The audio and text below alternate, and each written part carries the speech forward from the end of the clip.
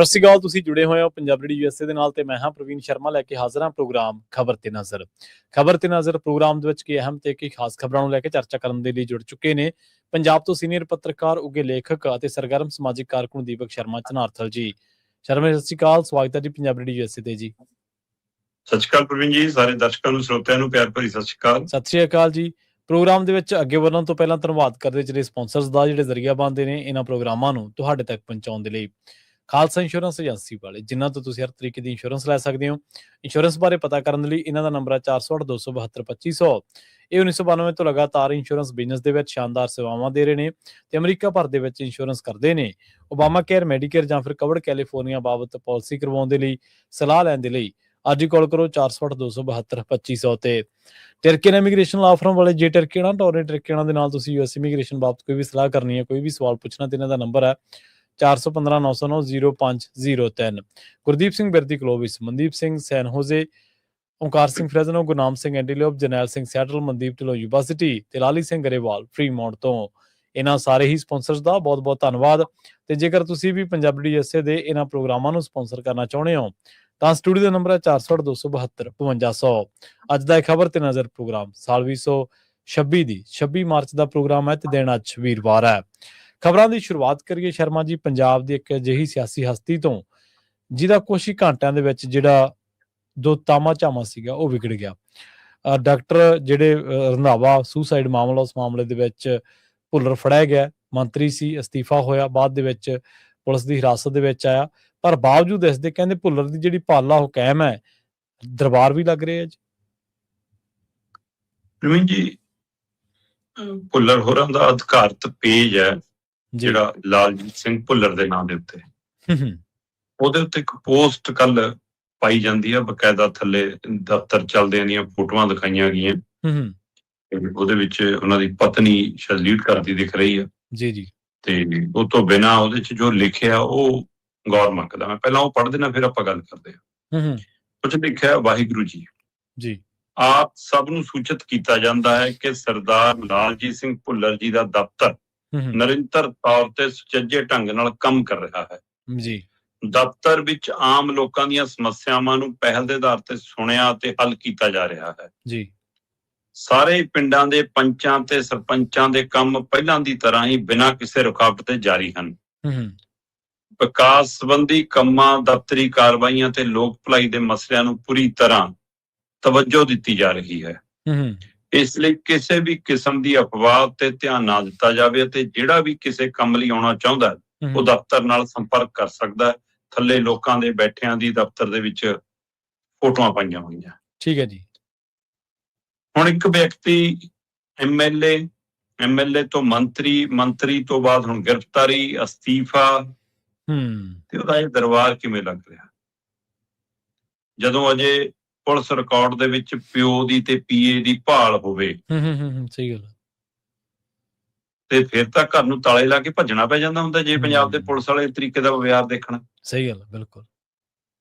ਬੰਦਾ ਬੰਦਾ ਨਾ ਮਿਲੇ ਤਾਂ ਅਗਲਾ ਕਹਿੰਦਾ ਰਿਸ਼ਤੇਦਾਰ ਚੱਕ ਲਿਆਓ, ਮਿੱਤਰ ਸੱਜਣ ਚੱਕ ਲਿਆਓ, ਜਿਹੜਾ ਘਰੇ ਰੋਟੀ ਪਕਾਉਂਦਾ ਕਿ ਚੱਕ ਲਿਆਓ, ਸਾਂਝੀ ਸੀਰੀ ਚੱਕ ਲਿਆਓ ਜਿਹੜਾ ਵੀ ਮਿਲਦਾ। ਬਿਲਕੁਲ। ਹੁਣ ਇੱਥੇ ਕਿਉਂ ਨਹੀਂ ਇਹ ਕੁਛ ਹੁੰਦਾ? ਤੇ ਇਹ ਜਿਹੜੀ ਪੋਸਟ ਹੈ ਉਹ ਇਹ ਦੱਸਦੀ ਹੈ ਕਿ ਸਾਡੇ ਕੋਲ ਮੰਤਰੀ ਵਾਲੀ ਤਾਕਤ ਹੈ, ਤੁਸੀਂ ਆਓ ਜੋ ਕੰਮ ਕਰਾਉਣਾ। ਪੋਸਟ ਇਹ ਕਹਿੰਦੀ ਹੈ, ਤਸਵੀਰਾਂ ਇਹ ਕਹਿੰਦੀਆਂ ਕਿ ਸਾਡੀ ਮੰਤਰੀਸ਼ਿਪ ਨਹੀਂ ਗਈ। ਸਹੀ ਗੱਲ। ਲਾਲਜੀਤ ਭੁੱਲਰ ਹੁਣ ਸਤਿੰਦਰ ਜੈਨ ਬਣ ਗਿਆ, ਜੇਲ੍ਹ ਦੇ ਅੰਦਰੋਂ ਹੀ ਕਾਰਵਾਈ ਚਲਾਊਗਾ। ਬੈਰਕ 'ਚ ਬੈਠਾ ਅਜੇ ਤਾਂ ਸੁਣਵਾਈ ਅਧੀਨ ਹੈ, ਰਿਮਾਂਡ ਤੇ ਹੈ, ਹਵਾਲਾ 'ਚ ਹੈ, ਪੁਲਿਸ ਰਿਮਾਂਡ ਹੈ। ਬਿਲਕੁਲ।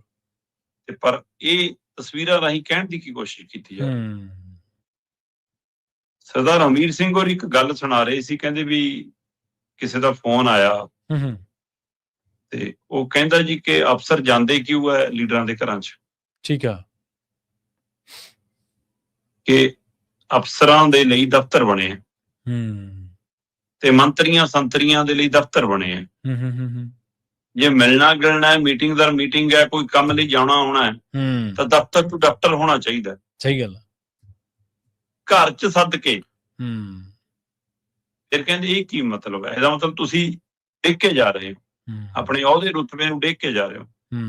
ਸੋ ਇਸ ਲਈ ਜਿਹੜਾ ਘਰਾਂ ਚੋਂ ਕਾਰਵਾਈ ਚਲਾਉਣ ਦੀ ਕਵਾਇਦ ਹੈ, ਇਹ ਤਾਂ ਚਲੋ ਲਾਲਜੀਤ ਭੁੱਲਰ ਤਾਂ ਹੁਣ ਗ੍ਰਿਫਤਾਰ ਹੈ ਤਾਂ ਉਹਦੀ ਹਵਾਲੇ ਨਾਲ ਅਸੀਂ ਗੱਲ ਕਰ ਰਹੇ ਹਾਂ ਕਿ ਉਹ ਜੀ ਉਹਦੀ ਭੱਲ ਬਣੀ ਹੋਈ ਹੈ ਜੀ, ਉਹਦੇ ਘਰੇ ਮੇਲਾ ਲੱਗ ਰਿਹਾ ਜੀ, ਲੋਕ ਆ ਰਹੇ ਨੇ। ਮੈਂ ਕਹਿੰਦਾ ਕੰਮ ਕਰਾਉਣ ਵਾਲੇ ਘੱਟ ਤੇ ਅਫਸੋਸ ਪ੍ਰਗਟਾਉਣ ਵਾਲੇ ਹੋ ਸਕਦਾ ਵੱਧ ਆ ਰਹੇ ਹੋਣ। ਚਲੋ ਜੇ ਕੰਮ ਵੀ ਹੁੰਦਾ ਤਾਂ ਕੀ ਹੁੰਦਾ ਕਿ ਆ ਫੋਨ ਕਰ ਦਿਓ ਜੀ ਮਾੜਾ ਜਿਹਾ ਥਾਣੇ ਜੀ, ਆ ਮਾੜਾ ਜਿਹਾ ਤਹਿਸੀਲਦਾਰ ਨੂੰ ਕਹਿ ਦਿਓ ਜੀ, ਆ ਮਾੜਾ ਜਿਹਾ ਮਤਲਬ ਅਫਸਰ ਨੂੰ ਕਹਿ ਦਿਓ ਜੀ ਮੇਰਾ ਆ ਬਿੱਲ ਰੁਕ ਗਿਆ ਜੀ, ਮੇਰਾ ਕੰਮ ਰੁਕ ਗਿਆ। ਇਹ ਹੁੰਦਾ, ਇਹੀ ਕੰਮ ਹੁੰਦੇ ਬਿਲਕੁਲ। ਤੇ ਆਮ ਤੌਰ ਤੇ ਇਲਾਕੇ ਦੇ ਅਫਸਰਾਂ ਨੂੰ ਇਹ ਕਿਹਾ ਜਾਂਦਾ ਵੀ ਕਿ ਤੁਹਾਨੂੰ ਮੰਤਰੀ ਸਾਹਿਬ ਦਾ ਪੀਏ ਸੰਪਰਕ ਕਰਿਆ ਕਰੂਗਾ, ਫਲਾਣਾ ਬੰਦਾ ਕਰਿਆ ਕਰੂਗਾ, ਫਿਰ ਉਹੀ ਮੰਤਰੀ ਬਣ ਕੇ ਕੰਮ ਕਰਾਉਂਦਾ ਰਹਿੰਦਾ। ਸਹੀ ਗੱਲ, ਬਿਲਕੁਲ। ਕਿ ਮੰਤਰੀ ਸਾਹਿਬ ਦੇ ਦਫ਼ਤਰੋਂ ਬੋਲਦਾ ਜੀ, ਇੰਨਾ ਹੀ ਕਹਿਣਾ ਹੁੰਦਾ ਹੈ ਨਾ। ਤੇ ਇਸ ਲਈ ਇਹ ਕਾਰਵਾਈ ਉਸੇ ਤਰ੍ਹਾਂ ਜਾਰੀ ਹੈ। ਫਿਰ ਉੱਪਰੋਂ ਹਰੀ ਝੰਡੀ ਹੈ। ਪਹਿਲਾਂ ਤਾਂ ਇਹ ਫੋਨ ਤੇ ਕੰਮ ਵਾਲਾ ਵਰਤਾਰਾ ਆਪਣੇ ਆਪ ਚ ਕਈ ਤਰ੍ਹਾਂ ਦੇ ਸਵਾਲ ਖੜੇ ਕਰ ਦਿੰਦਾ ਹੈ ਨਾ। ਸਹੀ ਗੱਲ। ਤੇ ਦੂਜਾ, ਜਿਹੜੇ ਲੋਕ ਸਰਕਾਰੀ ਅਧਿਕਾਰੀਆਂ ਨੂੰ ਮਿਲਣ ਦਫ਼ਤਰਾਂ ਜਾਂਦੇ ਨੇ, ਉਹਨਾਂ ਕੋਲ ਬਹੁਤ ਬੜਾ ਬਹਾਨਾ ਹੁੰਦਾ ਕਿ ਜੀ ਸਾਹਿਬ ਨੇ ਸੱਦਿਆ ਹੋਇਆ, ਅਸੀਂ ਤਾਂ ਉਹਨਾਂ ਦੇ ਘਰੇ ਆਂ। ਸਹੀ ਗੱਲ। ਬਾਹਰ ਗੇਟ ਤੋਂ ਪੀਆਂ ਨੇ ਮੋੜ ਦਿੰਦਾ ਕਿ ਜੀ ਉਹ ਤਾਂ ਸਾਹਿਬ ਦੇ ਗਏ ਉਹਨੂੰ, ਕਿੰਨੇ ਕੁ ਸਾਹਿਬ ਦੇ ਗਏ ਹੁੰਦੇ ਨੇ, ਕਿੰਨੇ ਕੁ ਨਹੀਂ, ਇਹ ਫਰਕ ਹੈ। ਸੋ ਫਿਰ ਲੋਕਾਂ ਦੇ ਲਈ ਤੁਸੀਂ ਕਿੱਥੇ ਮਿਲਦੇ ਹੋ? ਅਫਸਰ ਵੀ, ਮੰਤਰੀ ਵੀ। ਮੁੱਖ ਮੰਤਰੀ ਆਪਣੇ ਘਰੇ ਕੈਬਨਿਟ ਦੀ ਬੈਠਕ ਤੋਂ ਲੈ ਕੇ ਸਾਰੇ ਅਫਸਰਾਂ ਨੂੰ ਸਵੇਰੇ ਘਰੇ ਮਿਲਦਾ। ਹਰਾ ਪੈਨ ਕਹਿੰਦਾ ਮੈਂ ਘਰੇ ਹੀ ਚਲਾਉਣਾ ਫਾਈਲਾਂ, ਮੈਂ ਘਰੇ ਹੀ ਪੜ੍ਹਦਾ। ਤੇ ਕੈਪਟਨ ਅਮਰਿੰਦਰ ਨੂੰ ਕਹਿਣਾ ਹੁੰਦਾ ਸੀ ਕਿ ਫਾਰਮ ਹਾਊਸ ਤੋਂ ਨਹੀਂ ਨਿਕਲਦਾ ਜੀ, ਕਦੇ ਸਕੱਤਰੇ ਦੀ ਪੌੜੀਆਂ ਨਹੀਂ ਚੜ੍ਹਦਾ। ਹੁਣ ਭਗਵੰਤ ਮਾਨ ਨੂੰ ਪੁੱਛੋ ਕਿੰਨੀਆਂ ਪੌੜੀਆਂ ਚੜ੍ਹਿਆ। ਸਹੀ ਗੱਲ, ਬਿਲਕੁਲ। ਤੇ ਜੇ ਮੁੱਖ ਮੰਤਰੀ ਨਹੀਂ ਬੈਠਦਾ, ਫਿਰ ਮੰਤਰੀ ਨਹੀਂ ਬੈਠਦੇ, ਮੰਤਰੀ ਨਹੀਂ ਬੈਠਦੇ ਤਾਂ ਅਫਸਰ ਨਹੀਂ ਬੈਠਦੇ, ਫਿਰ ਲੋਕ ਆ ਕੇ ਖੱਜਲ ਖਵਾਰ ਹੋ ਕੇ ਮੁੜ ਜਾਂਦੇ ਨੇ। ਜੇ ਸਕੱਤਰੇ ਦੀਆਂ ਇੰਨੀਆਂ ਮੰਜ਼ਿਲਾਂ ਬਣਾਈਆਂ ਨੇ ਤਾਂ ਉਹ ਇਸੇ ਲਈ ਨਹੀਂ ਨਾ ਕਿ ਪੰਜਾਬ ਦਾ ਬੰਦਾ ਆਵੇ, ਇੱਕ ਮੰਤਰੀ ਸੰਤਰੀ ਨੂੰ ਮਿਲੇ, ਉਹ ਕਹੇ ਫਲਾਣੇ ਅਫਸਰ ਨੂੰ ਮਿਲ ਲਓ, ਉੱਥੇ ਉਹਦੇ ਦਫ਼ਤਰ ਚਲਾ ਜਾਵੇ, ਉਹ ਕਹੇ ਲੈ ਵੀ ਤੇਰੀ ਫਾਈਲ ਹੋ ਗਈ ਕਲੀਅਰ, ਹੁਣ ਬਾਬੂ ਕੋਲ ਚਲਾ ਜਾ, ਕਲਰਕ ਉੱਥੇ ਬੈਠਾ ਹੋਊਗਾ, ਉਹ ਤੋਂ ਕਰਾ ਲਾ ਚਿੱਠੀ ਜਾਰੀ, ਉੱਥੇ ਚੱਲ ਜੂਗਾ। ਜੇ ਹੁਣ ਮੰਤਰੀ, ਮੁੱਖ ਮੰਤਰੀ ਮਿਲੂਗਾ ਘਰੇ, ਫਿਰ ਉਹ ਕਹੂਗਾ ਜੀ ਅਫਸਰ ਦੇ ਚੱਲ ਜਾਓ, ਅਫਸਰ ਆਪਣੇ ਘਰੇ, ਗਾਂ ਫਿਰ ਕਲਰਕ ਨੂੰ ਵੀ ਘਰੇ ਬਿਠਾ ਦੋ, ਬਿਲਡਿੰਗ ਢਾਹ ਲਓ, ਕਾਹਨੂੰ ਬਣਾਈ ਸਕੱਤਰੇ ਦੀ? ਘੱਟੋ ਘੱਟ ਸਮਾਂ ਵੀ ਬਚੂ, ਪੈਸਾ ਵੀ ਬਚੂ, ਸਾਰਾ ਕੁਝ ਬਚੂਗਾ। ਤੇ ਉੱਥੇ ਸਬਜ਼ੀਆਂ ਹੀ ਬੀਜ ਲਓ, ਹੋਰ ਕੀ ਕਰਨਾ? ਫਿਰ ਉਹਨੂੰ ਖਾਲੀ ਕਰੋ, ਖਰਚਾ ਤਾਂ ਬਚਾਓ, ਕਲਰਕ ਨੂੰ ਵੀ ਘਰੇ ਬਿਠਾਓ, ਸਾਰਿਆਂ ਨੂੰ ਘਰੇ ਬਚਾਓ, ਆਉਣ ਜਾਣ ਦਾ ਖਰਚਾ ਵੀ ਬਚ ਜੂਗਾ। ਵਰਕ ਫਰੋਮ ਹੋਮ ਕਰ ਲਓ ਫਿਰ। ਸੋ ਮਤਲਬ ਇਹ ਸਾਰਾ ਵਰਤਾਰਾ ਇੱਕ ਪਹਿਲੂ ਇਹ ਹੈ। ਦੂਸਰਾ ਪਹਿਲੂ ਇਹ ਹੈ ਕਿ ਲਾਲਜੀਤ ਭੁੱਲਰ ਦੇ ਮਾਮਲੇ ਦੇ ਵਿੱਚ ਇਹ ਸੁਨੇਹਾ ਦੇਣ ਦੀ ਕੋਸ਼ਿਸ਼ ਹੈ ਕਿ ਸਾਡੀ ਆਕਾਵਾਂ ਨਾਲ ਵੀ ਉਵੇਂ ਹੀ ਹੈ, ਸਾਡੀ ਸਰਕਾਰ 'ਚ ਵੀ ਉਵੇਂ ਹੀ ਹੈ। ਸਹੀ ਗੱਲ। ਚੋਣ ਵੀ ਅਸੀਂ ਉਹ ਲੜਾਂਗੇ ਜੇ ਪਿਓ ਤੇ ਪੁੱਤ ਤੇ ਪਰਚਾ ਹੋ ਗਿਆ, ਹੈ ਨਾ, ਤੁਹਾਨੂੰ ਕਹਿੰਦੀ ਫਿਰ ਮੈਂ ਤਿਆਰ ਹਾਂ, ਮੈਂ ਲੜ ਲੂੰਗੀ ਚੋਣ ਤਾਂ। ਕੀ ਇਹ ਸੁਨੇਹਾ? ਸਹੀ ਹੈ। ਤੋ ਇਸ ਲਈ ਇਹ ਆਪਣੇ ਆਪ 'ਚ ਸਵਾਲ ਹੈ ਕਿ ਪੁਲਿਸ ਦਾ ਤਰੀਕਾ, ਸਰਕਾਰਾਂ ਦਾ ਤਰੀਕਾ, ਕਾਨੂੰਨ ਦਾ ਤਰੀਕਾ ਬੰਦਾ ਦੇਖ ਕੇ ਬਦਲ ਜਾਂਦਾ ਜਨਾਬ। ਜੀ ਜੀ। ਸਾਰਿਆਂ ਲਈ ਇੱਕਸਾਰ ਨਹੀਂਗਾ ਕਾਨੂੰਨ ਸਾਡਾ, ਨਹੀਂ ਹੈਗਾ। ਦੁਆਇਆਂ ਦੇ ਬੂਹੇ ਭੰਨਦੇ ਹੋ, ਕੰਧਾਂ ਵੀ ਟੱਪਦੇ ਹੋ, ਚੱਕ ਵੀ ਲਿਆਉਂਦੇ ਹੋ, ਪਿੰਡ ਸਾਰਾ ਘੇਰ ਲੈਂਦੇ ਹੋ, ਹੈ ਨਾ, ਤੇ ਇੱਥੇ ਤੁਸੀਂ ਗ੍ਰਿਫਤਾਰ ਕੀਤੇ ਬੰਦੇ ਨੂੰ ਵੀ ਸਲੂਟ ਠੋਕ ਲੈਂਦੇ ਹੋ, ਸਾਰਾ ਕੁਝ ਦਿਖਦਾ। ਸੋ ਇਸ ਲਈ ਦਾ ਮਤਲਬ ਭੱਲਤਾ ਜੇ ਕਾਇਮ ਹੈ ਜਨਾਬ। ਜੀ ਬਿਲਕੁਲ। ਨਾਲੇ ਜਿਹੜੀ ਪੰਜਾਬ ਦੀ ਸਿਆਸਤ ਆ ਨਾ, ਜਾਂ ਭਾਰਤ ਦੀ ਸਿਆਸਤ, ਇਹ ਸਿਆਸੀ ਜਿਹੜੀ ਤਾਕਤ ਆ ਉਹ ਵਰਤਨ ਦੀ ਘੱਟ ਆ, ਸ਼ੋਅ ਕਰਨ ਦੀ ਜ਼ਿਆਦਾ ਹੋ ਗਈ। ਅਸਲ ਦੇ ਵਿੱਚ ਤਾਕਤ ਸ਼ੋਅ ਹੀ ਆ, ਜਿਹੜਾ ਤੁਸੀਂ ਇਹ ਸਾਰਾ ਤਫਸੀਲ ਦੇ ਕੇ ਹਟੇ ਹੋ। ਇਹ 'ਚ ਲੋਕਾਂ ਦਾ ਤਾਂ ਭਲਾ ਹੈ ਨਹੀਂ ਗਾ, ਇਹਦੇ 'ਚ ਇੱਕ ਵਿਅਕਤੀ ਵਿਸ਼ੇਸ਼ ਦਾ ਹੰਕਾਰ, ਉਹਦੀ ਸੱਤਾ ਪ੍ਰਤੀ ਜਿਹੜਾ ਉਹਦਾ ਦਬਦਬਾ, ਉਹ ਝਲਕ ਰਿਹਾ ਇਹਦੇ ਵਿੱਚ ਸਾਰੇ 'ਚੋਂ। ਅਗਲੀ ਗੱਲ ਕਰੀਏ ਕੇਜਰੀਵਾਲ ਦੀ ਸੈਨਾ ਦੀ, ਕਹਿੰਦੇ 10 ਦਿਨਾਂ ਦੇ ਵਿੱਚ 16,000 ਰੈਲੀਆਂ ਕਰਨੀਆਂ ਜੀ। ਮਤਲਬ ਇੱਕ ਦਿਨ 'ਚ 1600 ਰੈਲੀਆਂ। ਅਸਲ 'ਚ ਆਪਾਂ ਪਹਿਲਾਂ ਵੀ ਇੱਕ ਦਿਨ ਗੱਲ ਕੀਤੀ ਸੀ ਕਿ ਇੱਕ ਤਾਂ ਜੀ ਇਹ ਕਹਿੰਦੇ ਜੀ ਅਸੀਂ ਉਹ ਸ਼ੁਰੂ ਕਰਨਾ ਸਰਵੇ ਜਾਂ ਪੰਜਾਬ 'ਚ ਡਰੱਗ ਜਨਗਣਨਾ, ਆਰਥਿਕ ਸਮਾਜਿਕ ਜਨਗਣਨਾ, ਪਰ ਮੈਨੂੰ ਲੱਗਦਾ ਕਿ ਉਹ ਸਾਮਦਾਨ ਦੰਦ ਭੇਦ ਵਾਲੇ ਨੇ ਨਾ ਐਮਐਲਏ ਨਾਲ ਮੀਟਿੰਗ ਕਰਕੇ ਉਹਨਾਂ ਦੀ ਫਿਰ ਖਾਸੀ ਝਾੜ ਝੰਬ ਕੀਤੀ ਆ ਮਨੀਸ਼ ਸਿਸੋਦੀਆ ਨੇ। ਮਨੀਸ਼ ਸਿਸੋਦੀਆ ਕਰ ਕੀ ਰਹੇ ਹੋ ਕਹਿੰਦਾ ਤੁਸੀਂ? ਕਿਉਂਕਿ ਅਗਲਿਆਂ ਦੀਆਂ ਕ੍ਰਾਂਤੀਆਂ ਹੋ ਗਈਆਂ ਫੇਰ। ਸਹੀ ਗੱਲ, ਬਿਲਕੁਲ। ਸਿੱਖਿਆ ਕ੍ਰਾਂਤੀ ਵੜ ਗਈ ਸੀ ਪਖਾਨੇ 'ਚ, ਯੁੱਧ ਕ੍ਰਾਂਤੀ ਉੜ ਗਈ, ਯੁੱਧ ਨਸ਼ਿਆਂ ਵਿਰੁੱਧ ਨਹੀਂ ਲੱਭ ਰਿਹਾ, ਸਿਹਤ ਕ੍ਰਾਂਤੀ ਪੈਂਚਰ ਹੋ ਗਈ, ਹੈ ਨਾ, ਤੇ ਰਿਹਾ ਕਿ ਆਹ 1000 ਰੁਪਏ ਵਾਲਾ ਫਾਰਮੂਲਾ ਵੀ ਠੁੱਸ ਹੁੰਦਾ ਦਿਖ ਰਿਹਾ, 10 ਲੱਖ ਵਾਲਾ ਵੀ, ਤੇ ਸਾਰਿਆਂ ਤੇ ਮਿੱਟੀ ਪੈ ਗਈ, ਪਾਣੀ ਫਿਰ ਗਿਆ ਲਾਲਜੀਤ ਭੁੱਲਰ ਵਾਲੇ ਮਾਮਲੇ 'ਚ। ਸਹੀ ਹੈ, ਬਿਲਕੁਲ। ਉਸ ਸਾਰੇ ਨੂੰ ਕਾਇਮ ਰੱਖਣ ਦੇ ਲਈ ਹੁਣ ਕਹਿੰਦੇ ਜੀ ਅਸੀਂ ਨੁੱਕੜ ਬੈਠਕਾਂ ਕਰਨੀਆਂ, ਤੇ ਜੀ ਕੱਲ ਪੰਜਾਬ ਦੇ ਮੰਤਰੀਆਂ ਐਮਐਲਏ ਨੇ 1000 ਤੋਂ ਵੱਧ ਬੈਠਕਾਂ ਕਰ ਵੀ ਲਈਆਂ। ਠੀਕ ਹੈ। ਅੱਛਾ, ਇੱਕ ਦਿਨ ਚ 1000 ਬੈਠਕ। ਇਹ AI ਰਾਹੀਂ ਹੋਊਗੀ, ਕਲੋਨ ਬਣਾ ਕੇ ਹੋਊਗੀ। ਸਹੀ ਹੈ। ਇਹ ਮਤਲਬ ਕਿਵੇਂ ਆ ਇਹ? ਜੇ ਆਪਾਂ ਇਹ ਵੀ ਕਹਿ ਦਈਏ ਕਿ ਤੁਸੀਂ ਠੀਕ ਹੈ 117 ਦੇ 117 ਹਲਕੇ ਚਲਾਤੇ, ਹੈ ਨਾ, ਤਾਂ ਵੀ ਇਹਦਾ ਮਤਲਬ 10-10 ਰੈਲੀਆਂ ਘੱਟੋ ਘੱਟ ਹਰ ਬੰਦਾ ਕਰੂਗਾ ਤਾਂ 1170 ਬਣਦੀਆਂ। ਸਹੀ ਗੱਲ ਹੈ, ਬਿਲਕੁਲ। ਤੇ ਇਹਦਾ ਮਤਲਬ ਤੁਸੀਂ ਆਪਣੇ ਸਾਰੇ ਐਮਐਲਏ ਲਾਤੇ, ਤੇ ਜਿੱਥੇ ਤੁਹਾਡਾ ਐਮਐਲਏ ਨਹੀਂ ਉੱਥੇ ਤੁਸੀਂ ਹਲਕਾ ਇੰਚਾਰਜ ਲਾਤੇ ਕਿ 10 ਥਾਵਾਂ ਤੇ ਜਾਓ। ਹਦਾਇਤ ਕੀ ਹੈ ਕਿ ਮੀਟਿੰਗ ਦੀ ਫੋਟੋ ਖਿੱਚ ਕੇ ਅਧਿਕਾਰਤ ਗਰੁੱਪ ਚ ਪਾ ਕੇ ਆਪਣੀ ਜਾਣਕਾਰੀ ਦਿਓ। ਠੀਕ ਹੈ। ਅੱਛਾ, ਕਿ ਅਸੀਂ ਇੰਨੀਆਂ ਮੀਟਿੰਗਾਂ ਕਰ ਲਈਆਂ ਅੱਜ, ਫਿਰ 10-10 ਮੀਟਿੰਗਾਂ, ਚੋਣ ਪ੍ਰਚਾਰ ਸ਼ੁਰੂ ਹੈ। ਇਹਦਾ ਮਤਲਬ ਤਾਂ ਸਹੀ ਹੈ, ਬਿਲਕੁਲ। ਚੋਣ ਪ੍ਰਚਾਰ ਚ ਹੁੰਦਾ ਕਿ 9 ਵਜੇ ਇੱਥੇ, 9:30 ਵਜੇ ਉੱਥੇ, ਹੈ ਨਾ, ਬਸ ਹਾਰ ਪਾਉਣਾ, ਮਾੜਾ ਜਿਹਾ ਕਾਜੂ ਚੱਕ ਲਿਆ, ਇੱਕ ਬਦਾਮ ਚੱਕ ਲਿਆ, ਬਸ ਫਤਿਹ ਬੁਲਾਤੀ, ਜੱਫੀ ਪਾਲੀ, ਰੀਲ ਬਣਾਤੀ, ਚਲੋ ਚਲੋ ਚਲੋ ਚਲੋ, ਹਲਾ। ਬਾਕੀ ਭਾਸ਼ਣ ਬੈਠੇ ਬੰਦੇ ਪਹਿਲਾਂ ਦੇ ਲਓ, ਬਾਅਦ ਚੋਂ ਦੇ ਲਓ, ਬਸ ਲੀਡਰ ਸਾਹਿਬ ਉਹ ਤਰੀਕਾ। ਜਾਂ ਇਹ ਸਰਵੇ ਇੱਕ ਨਵੇਂ ਤਰ੍ਹਾਂ ਦਾ। ਵੈਸੇ ਤਾਂ ਸਰਵੇ ਲਈ ਇਹਨਾਂ ਨੇ ਟੀਮਾਂ ਹਾਇਰ ਕੀਤੀਆਂ ਹੁੰਦੀਆਂ, ਬੜੀ ਬੜੀਆਂ ਕੰਪਨੀਆਂ ਦਿੱਲੀ, ਜੇ ਟੈਂਟ ਕੁਰਸੀਆਂ ਦਿੱਲੀ ਤੋਂ ਆਉਂਦੀਆਂ ਤਾਂ ਸਰਵੇ ਟੀਮਾਂ ਵੀ ਉੱਥੋਂ ਹੀ ਆਉਂਦੀਆਂ। ਹੁਣ ਕੱਲੇ ਐਮਐਲਏ ਜਾਂ ਹਲਕਾ ਇੰਚਾਰਜ ਦੇ ਉੱਪਰ ਲਾਇਆ ਵਾ ਦਿੱਲੀ ਵਾਲਾ ਬੰਦਾ। ਸਹੀ ਗੱਲ ਹੈ, ਬਿਲਕੁਲ। ਉਹ ਡੰਡਾ ਦੇ ਕੇ ਹੱਕ ਦਾ ਇਹਨਾਂ ਨੂੰ, ਬਿਲਕੁਲ। ਉਹ ਰਿਪੋਰਟ ਲੈਂਦਾ ਇਹਨਾਂ ਤੋਂ ਕਿ ਐਸੇ ਬੋਲੋ, ਐਸੇ ਕਰੋ, ਇਹ ਕਰੋ।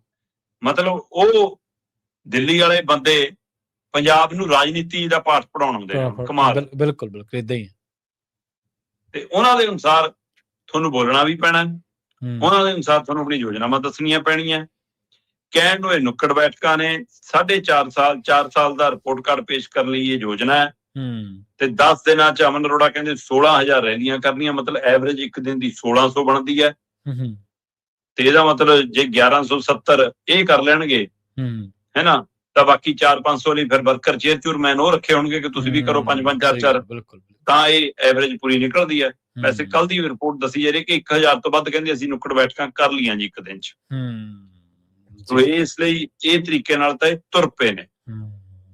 ਹੁਣ ਦੇਖਣ ਵਾਲੀ ਗੱਲ ਹੈ ਜੀ ਕਿ ਇਹਦੇ ਵਿੱਚੋਂ ਕੱਢਣਾ ਕੀ ਹੈ, ਕਿ ਇਹ ਆਪਣੀਆਂ ਯੋਜਨਾਵਾਂ ਦੇ ਲਈ ਲੋਕਾਂ ਨੂੰ ਤਿਆਰ ਕਰਨਾ, ਕਿ ਉਹਨਾਂ ਦੀ ਚੋਣ ਨਬਜ਼ ਟਟੋਲਣੀ ਹੈ ਕਿ ਹਾਂ ਬਈ ਵੋਟ ਸਾਨੂੰ ਜੇ ਨਹੀਂ ਪਾ ਰਹੇ ਤਾਂ ਕਿਉਂ ਨਹੀਂ ਪਾ ਰਹੇ, ਨਾਰਾਜ਼ਗੀ ਕੀ ਹੈ, ਦੂਰ ਕਿਵੇਂ ਕਰ ਦਈਏ, ਸੇਵਾ ਕਿਵੇਂ ਕਰ ਦਈਏ, ਸਰਪੰਚ, ਪੰਚ, ਲੰਬੜਦਾਰ ਦੀ ਡਿਊਟੀ ਲਾ ਜਾਈਏ ਕਿ ਤੇਰਾ ਬੋਝੇ ਚ ਪਾ ਦੂਗਾ ਕੁਛ, ਦੇ ਚੱਲੇ ਆ ਅਸੀਂ। ਸੋ ਕੀ ਹੋਣਾ ਹੈ? ਸੋ ਕੁੱਲ ਮਿਲਾ ਕੇ ਸਾਰੇ ਪੰਜਾਬ ਦੇ ਮਸਲਿਆਂ ਨੂੰ ਦਰਕਨਾਰ ਕਰਕੇ, ਪੰਜਾਬ ਦੀ ਸਥਿਤੀ ਨੂੰ ਦਰਕਨਾਰ ਕਰਕੇ ਆਮ ਆਦਮੀ ਪਾਰਟੀ ਸਰਕਾਰੀ ਤੰਤਰ ਜੰਤਰ ਨਾਲ ਚੋਣ ਪ੍ਰਚਾਰ ਤੇ ਨਿਕਲ ਤੁਰੀ ਹੈ। ਜੀ ਬਿਲਕੁਲ। ਨਾਲੇ ਇਹ ਇੱਥੋਂ ਵੀ ਪਤਾ ਲੱਗਦਾ ਨਾ ਕਿ ਤੁਹਾਡੀ ਤਾਂ ਡਿਊਟੀ ਹਲੇ ਸਾਲ ਪਈ ਹੈ ਲੋਕਾਂ ਦੀ ਸੇਵਾ ਕਰਨ ਦੀ, ਲੋਕਾਂ ਦਾ ਕੰਮ ਕਰਨ ਦੀ। ਸਾਲ ਪਹਿਲਾਂ ਹੀ ਤੁਸੀਂ ਇਹ ਜਿਹੜਾ ਚੋਣ ਅਖਾੜਾ ਪਖਾਲਿਆ, ਔਰ ਇਹਦੇ ਚ ਜਿਵੇਂ ਤੁਸੀਂ ਦੱਸਿਆ ਹੀ ਹੈ ਵੀ ਸਰਕਾਰੀ ਅਫਸਰਸ਼ਾਹੀ ਦੇ ਨਾਲ, ਸਰਕਾਰੀ ਜੰਤਰ ਮੰਤਰ ਦੇ ਨਾਲ ਹੁਣ ਚੋਣ ਪ੍ਰਚਾਰ ਹੀ ਚੱਲ ਪਿਆ ਜੀ ਇੱਕ ਤਰੀਕੇ ਦਾ। ਬਸ ਹਾਂਜੀ, ਅਗਲੀ ਗੱਲ ਕਰੀਏ ਜੰਗ ਦੇ ਬਾਰੇ। ਕਹਿੰਦੇ ਲੋਕਡਾਊਨ ਦੀਆਂ ਕੰਸੋਆਂ ਨੇ ਜੀ ਭਾਰਤ ਦੇ ਵਿੱਚ, ਕੀ ਕਰੋਨਾ ਵਾਂਗ ਲੋਕਡਾਊਨ ਲੱਗੂਗਾ ਜੀ? ਦੇਖੋ, ਸਵਾਲ ਇਹ ਹੈ ਕਿ ਇਹ ਭਾਰਤ 'ਚ ਲੱਗੂਗਾ ਕਿ ਹੋਰ ਮੁਲਕਾਂ 'ਚ ਵੀ ਲੱਗ ਜੂਗਾ ਜੀ। ਤੇਲ ਗੈਸ ਦੀ ਕਿੱਲਤ ਤਾਂ ਹੁਣ ਚੌਂ ਪਾਸੇ ਨਜ਼ਰ ਆਉਣ ਲੱਗੀ ਹੈ, ਔਰ ਇਸ ਕਿੱਲਤ ਦਾ ਅਸਰ ਅਸੀਂ ਦੁਨੀਆ ਭਰ 'ਚ ਦੇਖ ਰਹੇ ਹਾਂ ਜੀ। ਪਰ ਭਾਰਤ ਦੇ ਪ੍ਰਧਾਨ ਮੰਤਰੀ ਨਰਿੰਦਰ ਮੋਦੀ ਲੋਕ ਸਭਾ ਤੋਂ ਲੈ ਕੇ ਰਾਜ ਸਭਾ ਦੇ ਵਿੱਚ ਆਪਣੀ ਗੱਲ ਰੱਖਦੇ ਨੇ, ਉੱਥੇ ਵੀ ਉਹ ਮਨ ਕੀ ਬਾਤ ਰੱਖਦੇ ਨੇ, ਮਨ ਕੀ ਬਾਤ ਸੁਣਦੇ ਨਹੀਂ ਕਿਸੇ ਦੀ। ਸੁਣਦੇ ਨਹੀਂ, ਸਹੀ ਗੱਲ, ਬਿਲਕੁਲ। ਅਜੇ ਤੱਕ ਉਹਨਾਂ ਨੇ ਇਸ ਜੰਗ ਦੇ ਅਸਰ ਦੇ ਉੱਤੇ ਚੱਲਦੇ ਸੈਸ਼ਨ 'ਚ, ਵਿਸ਼ੇਸ਼ ਸੈਸ਼ਨ ਬੁਲਾ ਕੇ ਤਾਂ ਕੀ ਕਰਨਾ ਸੀ, ਚੱਲਦੇ ਸੈਸ਼ਨ ਤੁਸੀਂ ਚਰਚਾ ਕਰਨ ਲਈ ਤਿਆਰ ਨਹੀਂ। ਮੌਕਾ ਵੀ ਚਰਚਾ ਕਰ ਲਓ ਜੀ, ਸਹੀ ਹੈ। ਸਰਬ ਪਾਰਟੀ ਬੈਠਕ ਬੁਲਾਈ ਜਾਂਦੀ ਹੈ, ਪ੍ਰਧਾਨ ਮੰਤਰੀ ਜਾਂਦਾ ਹੀ ਨਹੀਂ, ਤੇ ਫਿਰ ਉਹ ਪਾਰਟੀ ਦੀ ਕਿੰਨੀ ਕੁ ਪਰਪੱਕਤਾ ਰਹਿ ਜੂਗੀ ਜੇ ਤੁਸੀਂ ਉਹਨੂੰ ਗੰਭੀਰਤਾ ਨਾਲ ਤੁਸੀਂ ਨਹੀਂ ਲੈ ਰਹੇ। ਵਿਰੋਧੀ ਧਿਰ ਦਾ ਲੀਡਰ ਕਹਿੰਦਾ ਮੇਰੇ ਲਈ ਕੇਰਲਾ ਦਾ ਪ੍ਰੋਗਰਾਮ ਪਹਿਲਾਂ, ਬਾਅਦ ਚੋਂ ਕਹਿੰਦਾ ਕਿ ਨਹੀਂ ਕੇਰਲਾ ਵੀ ਨਹੀਂ ਜਾ ਸਕਿਆ, ਮੇਰੇ ਤਾਂ ਮਾਤਾ ਬਿਮਾਰ ਸੀ, ਮੈਂ ਤਾਂ ਹਸਪਤਾਲ ਸੀ। ਪਰ ਇਸ ਤੋਂ ਪਹਿਲਾਂ ਦੇ ਚੈੱਕ ਕਰਕੇ ਦੇਖੋ, ਜਦੋਂ ਇਹੋ ਜਿਹੇ ਮੌਕੇ ਬਣੇ ਨੇ ਤਾਂ ਪ੍ਰਧਾਨ ਮੰਤਰੀਆਂ ਨੇ ਉਸੇ ਲੀਡ ਕੀਤਾ, ਅਗਵਾਈ ਕੀਤੀ ਹੈ, ਚਾਹੇ ਮਨਮੋਹਨ ਸਿੰਘ ਹੋਣ ਤੇ ਚਾਹੇ ਵਾਜਪਾਈ, ਚਾਹੇ ਉਹਦੇ ਪਿੱਛੇ ਵਾਲਾ ਦੌਰ ਦੇਖ ਲਓ ਜੀ। ਤੇ ਨਰਿੰਦਰ ਮੋਦੀ ਨੂੰ ਮੁਸਕ ਆਉਂਦੀ ਹੈ ਬਾਕੀ ਦਲਾਂ ਦੇ ਲੀਡਰਾਂ 'ਚ ਬੈਠ ਕੇ ਕਿ ਇਹਦੇ ਨਾਲ ਵੀ ਕੋਈ ਗਰਮਾ ਡਿੱਗਦੀ ਹੈ, ਕੀ ਹੁੰਦਾ। ਚਲੋ ਤੁਸੀਂ ਸੰਸਦ 'ਚ ਵੀ ਗੱਲ ਨਹੀਂ ਕਰ ਰਹੇ, ਤੁਸੀਂ ਉੱਥੇ ਵੀ ਨਹੀਂ ਜਾ ਰਹੇ, ਪਰ ਤੁਸੀਂ ਲੋਕਾਂ ਨੂੰ ਇੱਕ ਗੱਲ ਕਹਿੰਦੇ ਹੋ ਕਿ ਜਿਸ ਤਰ੍ਹਾਂ ਆਪਾਂ ਕਰੋਨਾ ਕਾਲ ਨਾਲ ਨਜਿੱਠਿਆ ਸੀ, ਉਹੀ ਜਿਹੀ ਸਥਿਤੀ ਬਣਦੀ ਆਪਾਂ ਨਜਿੱਠ ਲਾਂਗੇ। ਉਹੀ ਜਿਹੀ ਸਥਿਤੀ ਦਾ ਮਤਲਬ ਕੀ ਚੱਲ ਰਿਹਾ? ਜਦੇ ਫਿਰ ਲੋਕਾਂ ਨੇ ਹਿਸਾਬ ਕੱਢ ਲਿਆ, ਲੋਕ ਜਦੇ ਪੰਪਾਂ ਨੂੰ ਢੋਲੀਆਂ ਕੈਨੀਆਂ ਲੈ ਕੇ ਭੱਜ ਲਏ। ਸਹੀ ਹੈ। ਤੇ ਸਕੂਟਰ, ਗੱਡੀਆਂ, ਕਾਰਾਂ 'ਚ ਲੋਕ ਤੇਲ ਫੁੱਲ ਕਰਾਉਣ ਲੱਗ ਪਏ। ਸਿਲੰਡਰਾਂ ਦੀ ਮਾਰਾਮਾਰੀ ਮਚ ਗਈ। ਏਟੀਐਮਾਂ ਵਾਲੇ, ਬੈਂਕ ਵਾਲੇ ਕਹਿੰਦੇ ਕਿ ਸਵੇਰੇ ਪਾ ਕੇ ਜਾਂਦੀਆਂ ਕੰਪਨੀਆਂ ਵਾਲੇ, ਸ਼ਾਮ ਤੱਕ ਪੈਸੇ ਮੁੱਕ ਜਾਂਦੇ ਆ। ਏਟੀਐਮਾਂ 'ਚ ਲੋਕਾਂ ਨੇ ਪੈਸੇ ਕਢਾ ਨਕਦੀ ਰੱਖਣੀ ਸ਼ੁਰੂ ਕਰਤੀ। ਰਾਸ਼ਨ ਦੀਆਂ ਦੁਕਾਨਾਂ ਤੇ ਅਚਾਨਕ ਭੀੜ ਵੱਧ ਗਈ, ਲੋਕ ਰਾਸ਼ਨ ਇਕੱਠਾ ਕਰਨ ਲੱਗ ਪਏ ਤੇ ਝਾਪਾ ਧਾਪੀ ਵਾਲਾ ਮਾਹੌਲ ਹੋ ਗਿਆ। ਸਰਕਾਰਾਂ ਨੇ ਭੈਭੀਤ ਕਰਨਾ ਹੁੰਦਾ ਲੋਕਾਂ ਨੂੰ, ਕਿ ਲੋਕਾਂ ਦੇ ਮਨਾਂ ਨੂੰ ਠਾਹਰ ਦੇਣੀ ਹੁੰਦੀ ਹੈ ਕਿ ਹਾਂ ਨਹੀਂ, ਫਿਕਰ ਨਾ ਕਰੋ, ਅਸੀਂ ਹੈਗੇ ਹਾਂ। ਸਹੀ ਗੱਲ। ਤੇ ਚਰਚਾ ਤੁਸੀਂ ਪਕੌੜੇ ਹੋ। ਇਹ ਸਾਰੇ ਪਹਿਲੂ ਤੇ ਇੱਕ ਨਵੀਂ ਚੀਜ਼ ਨੇ ਹੋਰ ਮੋਹਰ ਲਾਈ। ਉਹ ਲੱਗੀ ਜਦੋਂ ਪ੍ਰਧਾਨ ਮੰਤਰੀ ਨੇ ਦੇਸ਼ ਦੇ ਵੱਖ-ਵੱਖ ਸੂਬਿਆਂ ਦੇ ਮੁੱਖ ਮੰਤਰੀਆਂ ਨਾਲ ਮੀਟਿੰਗ ਰੱਖ ਲਈ। ਅੱਜ ਸਾਡੇ ਸ਼ੁੱਕਰਵਾਰ ਦੇ ਹਿਸਾਬ ਨਾਲ, ਮਤਲਬ ਜਦੋਂ ਆਪਾਂ ਗੱਲ ਕਰ ਰਹੇ ਹਾਂ, ਤਾਂ ਉਸ ਹਵਾਲੇ ਨਾਲ ਅੱਜ ਸ਼ਾਮ ਤੱਕ ਪ੍ਰਧਾਨ ਮੰਤਰੀ ਦੇਸ਼ ਦੇ ਸਾਰੇ ਸੂਬਿਆਂ ਦੇ ਮੁੱਖ ਮੰਤਰੀਆਂ ਨਾਲ ਵੀਡੀਓ ਕਾਨਫਰੰਸਿੰਗ ਰਾਹੀਂ ਬੈਠਕ ਕਰਨਗੇ। ਠੀਕ ਹੈ। ਤੇ ਇਹਦਾ ਅੰਦਾਜ਼ਾ ਇਹੀ ਲਾਇਆ ਜਾ ਰਿਹਾ, ਮੈਂ ਕਹਿੰਦਾ ਨਾ ਵੀ ਹੋਵੇ। ਅੱਜ ਵੀ ਕਹਿ ਰਹੇ ਨੇ ਸਾਡੇ ਕੋਲ ਜੀ ਮਹੀਨੇ ਦਾ ਤੇਲ ਪਿਆ ਹੈ, ਸਾਡੇ ਕੋਲ 2 ਮਹੀਨੇ ਦੀ ਗੈਸ ਪਈ ਹੈ, ਸਾਡੇ ਕੋਲ ਬਦਲਵੇਂ ਪ੍ਰਬੰਧ ਹੈ ਜੀ, ਸਾਰਾ ਕੁਝ ਹੈ। ਅੰਦਾਜ਼ੇ ਇਹ ਲਾਏ ਜਾ ਰਹੇ ਨੇ ਕਿ ਪ੍ਰਧਾਨ ਮੰਤਰੀ ਅੱਜ ਸੂਬਿਆਂ ਨੂੰ ਇਤਲਾਹ ਕਰਨਗੇ ਕਿ ਆਪਾਂ ਆਉਂਦੇ ਹਫ਼ਤੇ 'ਚ ਕਿਵੇਂ ਕੰਟਰੋਲ ਕਰਨਾ ਸਾਰਾ ਕੁਝ। ਠੀਕ ਹੈ। ਤੇ ਉਹਦੇ ਵਿੱਚੋਂ ਲੋਕ ਲਾਕਡਾਊਨ ਇਸ ਲਈ ਦੇਖ ਰਹੇ ਨੇ ਕਿ ਪ੍ਰਧਾਨ ਮੰਤਰੀ ਤਾਂ ਇਹਦੇ ਵੱਲ ਇਸ਼ਾਰੇ ਕਰੇ ਰਹੇ ਨੇ, ਕੱਲ ਪੁਤਿਨ ਨੇ ਵੀ ਕਹਿਤਾ। ਤੇ ਜੇ ਰੂਸ ਵੀ ਕਹਿ ਰਿਹਾ ਸਹੀ ਹੈ, ਪ੍ਰਧਾਨ ਮੰਤਰੀ ਸਾਡਾ ਸੂਬਿਆਂ ਦੇ ਮੁੱਖ ਮੰਤਰੀ ਨਾਲ ਬੈਠਕ ਕਰ ਰਿਹਾ, ਤਾਂ ਇਹਦਾ ਮਤਲਬ ਕੋਈ ਨਿਰਦੇਸ਼ ਦਿੱਤੇ ਜਾ ਸਕਦੇ। ਬੇਸ਼ੱਕ ਕਰੋਨਾ ਕਾਲ ਵਾਂਗ ਹੋ ਸਕਦਾ ਮੂੰਹ ਬੰਦ ਕਰਕੇ ਘਰਾਂ 'ਚ ਨਾ ਲੋਕ ਡੱਕੇ ਜਾਣ, ਕਿਉਂਕਿ ਉਹੀ ਜਿਹੀ ਕੋਈ ਬਿਮਾਰੀ ਵਾਲਾ ਤਾਂ ਹੁਣ ਪਹਿਲੂ ਨਹੀਂ ਹੈਗਾ ਜਿਹੋ ਜਿਹਾ ਉਸ ਸਮੇਂ ਸੀਗਾ ਕਿ ਕਿਸੇ ਨੇੜੇ ਨਹੀਂ ਜਾਣਾ ਜੀ, ਕਿਸੇ ਨੂੰ ਛੂਹਣਾ ਨਹੀਂ, ਜਿਆ ਨਹੀਂ। ਹਾਂ, ਊਰਜਾ ਦੇ ਸਰੋਤ ਕਿਵੇਂ ਬਚਾਉਣੇ, ਉਹਦੇ ਲਈ ਹੋ ਸਕਦਾ ਕਿ ਗੱਡੀਆਂ ਬੰਦ ਕਰ ਦੋ। ਸਹੀ ਹੈ। ਤੁਸੀਂ ਕਹੋ ਵੀ ਸੜਕ ਤੇ ਗੱਡੀਆਂ ਨਹੀਂ ਚੱਲਣਗੀਆਂ 4 ਦਿਨ, ਜਾਂ ਆ ਸਿਰਫ 2 ਵੀਲਰ ਚੱਲੂਗਾ ਜੀ, 4 ਵੀਲਰ ਨਹੀਂ ਚੱਲੂਗਾ, ਜਾਂ ਸਿਰਫ ਕਮਰਸ਼ੀਅਲ ਗੱਡੀ ਚੱਲੂਗੀ ਜੀ, ਪ੍ਰਾਈਵੇਟ ਨਹੀਂ ਚੱਲੂਗੀ। ਬਿਲਕੁਲ ਬਿਲਕੁਲ। ਵਰਕ ਫਰੋਮ ਹੋਮ ਕਰ ਲਓ। ਠੀਕ ਹੈ ਨਾ। ਤੁਸੀਂ ਗੈਸ ਦੇ ਹਵਾਲੇ ਨਾਲ ਕੋਈ ਨੁਕਤਾ ਕੱਢੋ ਕਿ ਸਾਰੀਆਂ ਹੋਸਟਲ, ਢਾਬੇ ਜੋ ਵੀ ਹੈ, ਇਹਦੇ ਉੱਤੇ ਕਿਵੇਂ ਅਸਰ ਪਾਉਣਾ ਜੀ, ਇਹਨੂੰ ਰੋਕ ਲਓ ਤੇ ਲੋਕ ਬਾਹਰ ਖਾਣੋਂ ਜਾਣਾ ਬੰਦ ਕਰ ਦੇਣ। ਸੋ ਕਿਹੜੀ ਤਕਨੀਕ, ਕੁਛ ਇਹਦਾ ਮਤਲਬ ਪੂਰਾ ਨਹੀਂ ਤਾਂ ਅੱਧਾ ਤਾਂ ਲੋਕਡਾਊਨ ਲੱਗਣ ਵਾਲਾ। ਲੋਕ ਇਹਦੇ ਅੰਦਾਜ਼ਿਆਂ ਅਨੁਸਾਰ ਆਪਣੀਆਂ ਤਿਆਰੀਆਂ ਕਰਨ ਲੱਗੇ ਨੇ। ਸੋ ਕਾਫੀ ਡਰ ਦਾ ਮਾਹੌਲ ਹੈ ਦੁਨੀਆ ਭਰ ਦੇ ਵਿੱਚ, ਔਰ ਉਹਦੇ ਵਿੱਚੋਂ ਭਾਰਤ ਵੀ ਲੰਘ ਰਿਹਾ। ਤੇ ਸਾਡੀਆਂ ਸਰਕਾਰਾਂ, ਪਹਿਲਾਂ ਤਾਂ ਸ਼ਾਇਦ ਉਹਨੂੰ ਲੱਗਿਆ ਹੋਏਗਾ ਟਰੰਪ ਆਪਣਾ ਮਿੱਤਰ, ਇਰਾਨ ਕਿੱਥੇ ਉਹਦੇ ਮੂਹਰੇ ਟਿਕੂਗਾ, ਇਰਾਨ ਨੂੰ ਮਸਲ ਕੇ ਹੋ ਜਾਣਾ, ਆਪਾਂ ਅਮਰੀਕਾ ਨਾਲ ਖੜੇ ਰਹੋ। ਜਦ ਹਫ਼ਤਾ ਲੰਘਿਆ, 10 ਦਿਨ ਲੰਘੇ, ਫਿਰ ਲੱਗਿਆ ਕਿ ਨਹੀਂ ਚੱਲ ਕੋਈ ਗੱਲ ਨਹੀਂ, ਹੋਰ 2 ਦਿਨ ਦੇਖ ਲਓ, 2 ਦਿਨ ਦੇਖ ਲਓ। ਤੇ ਇਰਾਨ ਜਦੋਂ ਮੂਹਰੇ ਤੋਂ ਟੱਕਰਦਾ ਰਿਹਾ, ਤੇ ਹੁਣ ਸਾਡੇ ਨੂੰ ਹਿਸਾਬ ਲੱਗ ਰਿਹਾ ਕਿ ਹੁਣ ਕੀ ਕਰੀਏ। ਸੋ ਇਸ ਲਈ ਹੁਣ ਤੁਸੀਂ ਹੱਥਾਂ ਪੈਰਾਂ ਦੀ ਪੈ ਗਈ। ਇਹੀ ਸਮੀਖਿਆ ਬੈਠਕ 15 ਦਿਨ ਪਹਿਲਾਂ ਹੋਣੀਆਂ ਚਾਹੀਦੀਆਂ ਸੀ। ਸਹੀ। ਇਹੀ ਯੋਜਨਾਵਾਂ ਤੇ ਕੰਮ 15-20 ਦਿਨ ਪਹਿਲਾਂ ਹੋਣਾ ਚਾਹੀਦਾ ਸੀ। ਚੌਥੇ 5ਵੇਂ ਦਿਨੇ ਇਸ ਵੱਲ ਨੂੰ ਨਜ਼ਰ, ਆਪਾਂ ਪਹਿਲੇ ਦਿਨ ਤੋਂ ਗੱਲ ਕਰਦੇ ਆ ਰਹੇ ਹਾਂ ਕਿ ਅਸਰ, ਇਹ ਤਾਂ ਸਰਕਾਰਾਂ ਨੇ ਤੰਤਰ ਜੰਤਰ, ਰਿਪੋਰਟਾਂ ਨੇ, ਇਹਨਾਂ ਕੋਲ ਸਾਰੀ ਜਾਣਕਾਰੀ ਹੈ। ਉਹਦੇ ਬਾਵਜੂਦ ਵੀ ਤੁਸੀਂ ਗੰਭੀਰਤਾ ਨਹੀਂ ਦਿਖਾ ਰਹੇ, ਤੇ ਹੁਣ ਤੁਹਾਡੇ ਹੱਥ ਪੈਰ ਫੁੱਲ ਰਹੇ ਨੇ। ਸੋ ਕਾਫੀ ਸਥਿਤੀ ਤਣਾਅ ਵਾਲੀ ਹੈ ਜਨਾਬ ਜੀ। ਬਿਲਕੁਲ ਬਿਲਕੁਲ। ਤੇ ਅਗਲੀ ਗੱਲ ਕਰੀਏ ਸ਼ਰਮਾ ਜੀ, ਆਪਾਂ ਹੋਟਲ ਰੈਸਟੋਰੈਂਟਾਂ ਦੀ, ਜਿਨ੍ਹਾਂ ਦਾ ਤੁਸੀਂ ਜ਼ਿਕਰ ਵੀ ਕੀਤਾ, ਇਹ ਹੁਣ ਕਹਿੰਦੇ ਸਿਲੰਡਰ ਟੈਕਸ ਵੀ ਵਸੂਲਣ ਲੱਗ ਪਏ ਜੀ। ਪ੍ਰਵੀਨ ਜੀ, 40,000 ਦੇ ਕਰੀਬ ਸਾਡੇ ਇੱਥੇ ਹੋਸਟਲ ਨੇ ਲਗਭਗ ਜੀ। ਉਹ ਹੋਸਟਲਾਂ ਦੇ ਵਿੱਚ ਰੋਟੀ ਪੱਕਣੀ ਲਗਭਗ ਬੰਦ ਵਾਲੀ ਸਥਿਤੀ ਹੋ ਗਈ। ਆਪਾਂ ਪਹਿਲਾਂ ਵੀ ਗੱਲ ਕਰਦੇ ਸੀ ਕਿ ਹਸਪਤਾਲਾਂ ਦੀਆਂ, ਸਕੂਲਾਂ, ਕਾਲਜਾਂ, ਯੂਨੀਵਰਸਿਟੀਆਂ ਦੀਆਂ ਕੰਟੀਨਾਂ ਤੇ ਅਸਰ ਸਿੱਧਾ ਪੈਣਾ ਜੀ। ਤੇ ਕਈ ਛੋਟੇ-ਮੋਟੇ ਦੁਕਾਨਦਾਰ, ਢਾਬੇ ਵਾਲੇ, ਜਿਨ੍ਹਾਂ ਦੀ ਸਿਫਾਰਿਸ਼ ਨਹੀਂ ਚੱਲਦੀ, ਜਾਂ ਜਿਹੜੇ ਓਨੇ ਮਹਿੰਗੇ ਸਿਲੰਡਰ ਨਹੀਂ ਖਰੀਦ ਸਕਦੇ 2 ਨੰਬਰੀ, ਉਹ ਤਾਂ ਆਪਣੀ ਦੁਕਾਨ ਨੂੰ ਤਾਲਾ ਲਾ ਕੇ ਤੁਰ ਪਏ। ਕਈ ਤਾਂ ਡਰਦੇ ਫਿਰ ਪਿੰਡਾਂ ਨੂੰ ਤੁਰ ਪਏ। ਪਹਿਲਾਂ ਹੀ ਦਿੱਲੀ, ਬੰਬੇ ਤੋਂ ਲੋਕ ਛੱਡ ਕੇ ਆਪਣੇ ਸੂਬਿਆਂ ਕਨੀ ਨੂੰ ਨਿਕਲ ਤੁਰੇ ਨੇ ਕਿ ਚਲੋ ਫਿਰ ਤਾਂ ਗੱਡੀ ਨਹੀਂ ਮਿਲਦੀ, ਬਾਅਦ ਚੋਂ ਨਹੀਂ ਮਿਲਦੀ। ਲੋਕਾਂ ਨੂੰ ਡਰ ਪੈਣ ਲੱਗ ਪਿਆ। ਤੇ ਜੇ ਹੁਣ ਹੋਸਟਲਾਂ ਦੇ ਕਰੀਬ 40,000 ਭਾਰਤ ਦੇ ਵਿੱਚ ਹੋਸਟਲ ਪ੍ਰਭਾਵਿਤ ਨੇ ਇਸ ਕਾਰਨ, ਤਾਂ ਉਹਦਾ ਮਤਲਬ 35 ਲੱਖ ਤੋਂ ਵੱਧ ਜਵਾਕ ਰੋਟੀ ਦੀ ਮਸਲੇ 'ਚ ਫਸਿਆ। 35 ਲੱਖ ਤੋਂ ਵੱਧ ਜੀ। ਉਹ ਜਵਾਕ ਨੂੰ ਜੇ ਰੋਟੀ ਪਾਣੀ ਨਹੀਂ ਮਿਲਦਾ ਫਿਰ ਉਹ ਢਾਬਿਆਂ ਕੰਨੀ ਹੋਟਲਾਂ ਕੰਨੀ ਲੁਗੇੜੀ ਮਾਰੂਗਾ, ਮਹਿੰਗੀ ਵੀ ਲਊਗਾ। ਜਿਹੜਾ ਘਰੋਂ ਬਾਹਰ ਰਹਿ ਰਿਹਾ, ਹੋਸਟਲ 'ਚ ਰਹਿ ਰਿਹਾ, ਤਾਂ ਉਹਦੀ ਜੇਬ 'ਚ ਪੈਸੇ ਤਾਂ ਹੋਣਗੇ ਪਰ ਰੋਟੀ ਕਿੱਥੋਂ ਕਰੇ ਹੁਣ? ਉਹਦੇ ਲਈ ਮਸਲਾ ਬਣ ਗਿਆ। ਤੇ ਕੀ ਉਹਨੂੰ ਕੈਸ਼ ਕਰਨ ਲੱਗੇ ਹੋਏ ਨੇ ਢਾਬਿਆਂ ਵਾਲੇ, ਜਾਂ ਜਿਹੜੇ ਲੋਕ ਰੂਟੀਨ 'ਚ ਨੇ ਕਿ ਸੈਚਰਡੇ ਸੰਡੇ ਬਾਹਰ ਖਾਣਾ ਹੈ, ਜਾਂ ਕਈ ਲੋਕ ਅੱਜ ਅੱਗੇ ਤਾਂ ਹੁੰਦਾ ਸੀ ਸਫ਼ਰ ਦੇ ਟਾਈਮ ਜਾਣ ਲੱਗਿਆ ਆਪਣੇ ਘਰੋਂ 4 ਮਨ ਪਕਾ ਕੇ ਲੈ ਜਾਓ, ਨਾਲ ਸਬਜ਼ੀ ਬਣਾ ਕੇ ਲੈ ਜਾਓ, ਅਚਾਰ ਰੱਖ ਕੇ, ਚਟਨੀ ਰੱਖ ਕੇ ਲੈ ਜਾਓ, ਚੱਲ ਰਾਹ 'ਚ ਕਿਤੇ ਰੋਕ ਕੇ ਚਾਹ ਬਣਾ ਲਾਂਗੇ, ਖਾ ਲਾਂਗੇ। ਹੁਣ ਉਹ ਤਾਂ ਕਲਚਰ ਗਿਆ। ਹੁਣ ਤਾਂ ਅਗਲਾ ਘਰੇ ਤੋਂ ਤੁਰਨ ਲੱਗੇ ਜਿੱਥੇ ਜਾਣਾ ਉਹਦੇ ਰਾਹ 'ਚ ਪਹਿਲਾਂ ਹੀ ਲੱਭਦਾ ਕਿ ਕਿਹੜਾ ਆਊਗਾ ਵੱਡਾ ਰੈਸਟੋਰੈਂਟ, ਕੋਈ ਬੜੀ ਉੱਥੇ ਰੁਕਾਂਗੇ। ਸਹੀ ਗੱਲ। ਇਹ ਤੈਅ ਕਰਕੇ ਤੁਰਨ ਲੱਗ ਪਿਆ ਹੁਣ ਸਿਸਟਮ ਸਾਡਾ। ਤੇ ਉਹਦੇ ਵਿੱਚ ਫਿਰ ਇਹ ਅਦਾਰੇ ਹੁਣ ਕੈਸ਼ ਕਰਦੇ ਨੇ ਕਿ ਆ ਜਾਓ ਤੁਸੀਂ, ਅਸੀਂ ਜੇ ਵੱਡਾ। ਮੈਂ ਇਹਦੀ ਇੱਕ ਉਦਾਹਰਨ ਦੇ ਦਿੰਦਾ ਜੀ। ਬੰਗਲੁਰੂ ਦੇ ਵਿੱਚ ਇੱਕ ਕੈਫੇ ਦੇ ਅੰਦਰ ਬੰਦੇ ਨੇ ਨਿੰਬੂ ਪਾਣੀ ਦਾ ਆਰਡਰ ਦਿੱਤਾ ਜੀ। ਠੀਕ ਹੈ। ਤੇ ਉਹ ਨਿੰਬੂ ਪਾਣੀ ਦੀ ਕਹਿੰਦੇ ਜੀ MRP ਸੀ ਜਿਹੜੀ, ਉਹ 358 ਰੁਪਈਏ ਸੀ। ਠੀਕ ਹੈ। ਤੇ 358 ਰੁਪਈਏ ਵਾਲੇ ਨਿੰਬੂ ਪਾਣੀ ਦੇ ਹਵਾਲੇ ਨਾਲ ਉਹਦੇ ਉੱਤੇ ਕਹਿੰਦੇ ਜੀ ਗੈਸ ਕ੍ਰਾਈਸਿਸ ਸੈਸ ਲਾਤਾ ਬਿੱਲ ਦੇ ਉੱਤੇ। ਗੈਸ ਕ੍ਰਾਈਸਿਸ ਸੈਸ ਲਾ ਕੇ ਉਹ 358 ਵਾਲਾ ਪਤਾ ਨਹੀਂ ਕਹਿੰਦੇ 378, ਪਤਾ ਨਹੀਂ 380 ਰੁਪਈਏ ਦਾ ਕੁਝ ਬਣ ਗਿਆ। ਠੀਕ ਹੈ। ਪਹਿਲਾਂ ਤਾਂ ਨਿੰਬੂ ਪਾਣੀ ਉਹ 358 ਰੁਪਈਏ ਦਾ, ਬਈ ਇਹ ਹੁਣ ਇਹੋ ਜਿਹੇ ਕੈਫਿਆਂ 'ਚ ਜਾਣ ਵਾਲੀ ਜਾਣਦੇ ਹੋਣਗੇ ਕਿ ਕੀ ਵੱਖਰਾ ਸੋਨਾ ਚਾਂਦੀ ਘੋਲ ਕੇ ਪਾਉਂਦੇ ਨੇ ਉਹ, ਹੈਨਾ। ਦੂਜਾ ਫਿਰ ਚਲੋ ਸਿਲੰਡਰ ਵਾਲੀ ਦਿੱਕਤ ਆ, ਆਪਾਂ ਮੰਨ ਲਈਏ। ਤੁਸੀਂ ਆਪਣੇ ਪੈਸੇ, ਤੁਸੀਂ ਆਪਣੀ ਸਾਰੀ ਕਮਾਈ ਆਪਣੇ ਮੈਨਿਊ ਦੇ ਵਿੱਚ ਜੋ ਚੀਜ਼ ਦਾ ਰੇਟ ਰੱਖਿਆ ਉਹ ਚੋਂ ਹੀ ਕੱਢੀ ਹੁੰਦੀ ਹੈ। ਖਰਚੇ ਕੱਢ ਕੇ ਤੁਹਾਡਾ ਪ੍ਰੋਫਿਟ ਉਹਦੇ ਵਿੱਚ ਹੁੰਦਾ। ਸਰਕਾਰੀ ਟੈਕਸ ਵੱਖਰਾ ਲੱਗਦਾ GST ਦੇ ਰੂਪ 'ਚ, ਜਾਂ ਜਿਹੜਾ ਵੀ ਟੈਕਸ ਹੈਗਾ, ਹੈਨਾ। ਵਿੱਚ ਸਰਵਿਸ ਟੈਕਸ ਦਾ ਰੌਲਾ ਪਿਆ ਸੀ, ਫਿਰ ਉਹ ਰੌਲਾ ਪੈਣ ਲੱਗ ਪਿਆ ਕਿ ਨਹੀਂ ਲਾ ਸਕਦੇ ਏਦਾਂ।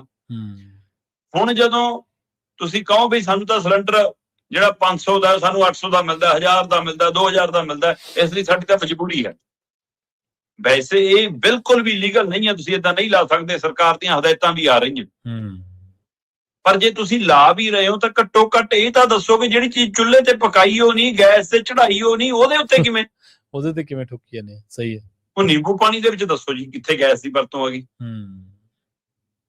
ਤੇ ਇਸ ਲਈ ਇਹ ਸਿੱਧੀ ਮੌਕੇ ਨੂੰ ਭੁਨਾਉਣ ਦੀ ਕਵਾਇਦ ਹੈ, ਇਹ ਲੁੱਟ ਮਚਾਉਣ ਦੀ ਕਵਾਇਦ ਹੈ। ਸੋ ਅਜਿਹਾ ਵਰਤਾਰਾ ਦੇਸ਼ 'ਚ ਕਈ ਥਾਵਾਂ ਤੋਂ ਸੁਣਨ ਨੂੰ ਮਿਲ ਰਿਹਾ, ਜਿਹਨੂੰ ਲੈ ਕੇ ਲੜਾਈ ਝਗੜੇ ਵਾਲੀਆਂ ਵੀਡੀਓ ਸਰਕਾਰ ਕੰਟਰੋਲ ਕਰੇ, ਸਰਕਾਰ ਆਪਣਾ ਰੋਲ ਨਿਭਾਵੇ। ਸਹੀ ਗੱਲ ਹੈ, ਬਿਲਕੁਲ। ਨਾ ਕਿ ਲੋਕਾਂ ਦੇ ਵਿੱਚ ਅਜਿਹੀ ਦਹਿਸ਼ਤ ਪੈਦਾ ਹੋ ਜਾਵੇ ਜਿਹਦੇ ਕਾਰਨ ਅਫਰਾ ਤਫਰੀ ਦਾ ਮਾਹੌਲ ਬਣ ਜਾਵੇ। ਬਿਲਕੁਲ ਜੀ। ਜਦੋਂ ਸ਼ਰਮਾ ਜੀ ਕੋਈ ਪੁੱਛਣ ਵਾਲੀ ਨਹੀਂ, ਕੋਈ ਚੈੱਕ ਕਰਨ ਵਾਲੀ ਨਹੀਂ ਗਾ, ਫਿਰ ਆਪੋ ਧਾਪੀ ਮਚੀ ਹੋਈ ਹੈ। ਬਸ ਆਪੋ ਧਾਪੀ 'ਚ ਜਿੰਨਾ ਲੋਕਾਂ ਦਾ ਚੰਮ ਲੈ ਸਕਦਾ ਉਹਨਾਂ ਲਾਇਆ ਜਾ ਰਿਹਾ ਵੱਧ ਤੋਂ ਵੱਧ। ਜਾਂਦਿਆਂ ਦੀ ਗੱਲ ਕਰੀਏ, ਕਹਿੰਦੇ ਖਬਰਾਂ ਦੇ ਮੁਤਾਬਕ ਟਰੰਪ ਨੂੰ ਈਰਾਨ ਮੁਖੀ ਬਣਨ ਦੀ ਆਫਰ ਹੈ ਜੀ, 10 ਦਿਨਾਂ ਦੀ ਮੋਹਲਤ ਹੈ। ਦੇਖੋ, ਟਰੰਪ ਹੋਰੀ ਕਹਿੰਦੇ ਵੀ ਮੈਂ ਜਿਹੜਾ 5 ਦਿਨ ਦਾ ਮੋਹਲਤ ਦਿੱਤੀ ਸੀ ਕਿ 5 ਦਿਨ ਅਸੀਂ ਨਹੀਂ ਕਰਾਂਗੇ ਊਰਜਾ ਸਰੋਤਾਂ ਦੇ ਉੱਤੇ ਹਮਲੇ, ਉਹ ਮੋਹਲਤ ਮੈਂ 10 ਦਿਨ ਵਧਾ ਰਿਹਾ ਕਿਉਂਕਿ ਈਰਾਨ ਨੇ 8 ਟੈਂਕਰ ਪਾਕਿਸਤਾਨ ਝੰਡੇ ਵਾਲੇ ਭੇਜ ਕੇ ਸਾਨੂੰ ਇਨਾਮ ਦਿੱਤਾ ਹੈ, ਸਾਨੂੰ ਗਿਫਟ ਦਿੱਤਾ ਹੈ। ਵੈਸੇ ਤਾਂ ਈਰਾਨ ਕਹਿ ਰਿਹਾ ਵੀ ਕਿ ਇਹ ਰਾਹ ਸਾਡਾ ਹੈ ਤੇ ਅਸੀਂ ਤਾਂ ਇਹ ਤੋਂ ਟੱਪਣ ਨਹੀਂ ਦਿੰਦੇ, ਕੁਛ ਵੀ ਫਾਲਤੂ ਚੀਜ਼ ਜੋ ਮਰਜ਼ੀ ਕਰ ਲਓ ਤੁਸੀਂ। ਤੇ ਉਹ ਕਹਿੰਦੇ ਵੀ ਕਿ ਇੱਥੋਂ ਸਿਰਫ ਸਾਡੇ ਦੋਸਤ ਮੁਲਕ ਲੰਘ ਸਕਦੇ ਨੇ, ਉਹ 'ਚ ਚਾਹੇ ਰੂਸ ਹੋਵੇ ਚਾਹੇ ਚੀਨ ਹੋਵੇ, ਤੇ ਭਾਰਤ ਨੂੰ ਵੀ ਉਹਨੇ ਸੂਚੀ 'ਚ ਰੱਖਿਆ। ਤੇ ਬਾਕੀਆਂ ਨੂੰ ਕਹਿੰਦੇ ਅਸੀਂ ਦੇਖਾਂਗੇ ਕਿਹਨੂੰ ਲੰਘਣ ਦੇਣਾ ਕਿਹਨੂੰ ਨਹੀਂ। ਤੇ ਇਸ ਲਈ ਪਰ ਟਰੰਪ ਕਹਿ ਰਿਹਾ ਕਿ 8 ਪਾਕਿਸਤਾਨੀ ਮਤਲਬ ਬੇੜੇ ਲੰਘੇ ਨੇ ਜੀ, ਲੰਘਾਏ ਗਏ ਨੇ। ਪਰ ਈਰਾਨ ਕਹਿੰਦਾ ਕਿ ਸਾਡੀ ਨਾ ਕੋਈ ਗੱਲਬਾਤ ਚੱਲਦੀ ਹੈ। ਟਰੰਪ ਕਹਿੰਦਾ ਮੈਨੂੰ ਤਾਂ ਆਫਰ ਦੇ ਰਹੇ ਨੇ ਕਿ ਸਾਡਾ ਹੀ ਸੁਪਰੀਮ ਲੀਡਰ ਬਣ ਜਾ, ਤੂੰ ਹੀ ਬਣ ਜਾ। ਅੱਛਾ। ਕਹਿੰਦਾ ਮੈਂ ਥੈਂਕ ਯੂ ਕਹਿਤਾ ਕਿ ਮੈਂ ਨਹੀਂ ਬਣਨਾ, ਪਰ ਮੈਂ ਹੁਣ ਇਹ ਹਮਲੇ ਜਿਹੜੇ ਊਰਜਾ ਦੇ ਸਰੋਤਾਂ ਤੇ ਨੇ ਇਹਨੂੰ 5 ਦਿਨ ਦੀ ਮੋਹਲਤ ਅੱਜ ਮੁੱਕ ਰਹੀ ਸੀ, ਉਹ ਜਿਹੜੀ ਪਿਛਲੀ 5 ਦਿਨ ਦੀ ਸੀ। ਠੀਕ ਹੈ ਜੀ। ਪਰ ਇਹ ਸਭ ਦੇ ਦਰਮਿਆਨ ਕੁਝ ਇਨਪੁਟ ਇਹ ਆ ਰਹੇ ਨੇ ਜਿਹੜੇ ਕਿ ਤੁਹਾਡੇ ਕੋਲ ਮੇਰੇ ਨਾਲ ਵੱਧ ਜਾਣਕਾਰੀ ਹੋਏਗੀ ਉਸ ਹਵਾਲੇ ਨਾਲ, ਕਿ ਅਮਰੀਕਾ ਨੇ ਜਿਹੜੇ ਜ਼ਮੀਨੀ ਫੌਜੀ ਨੇ ਉਹ ਉਤਾਰਨ ਦੀ ਵੀ ਤਿਆਰੀ ਕਰ ਲਈ ਹੈ। ਜੀ ਜੀ।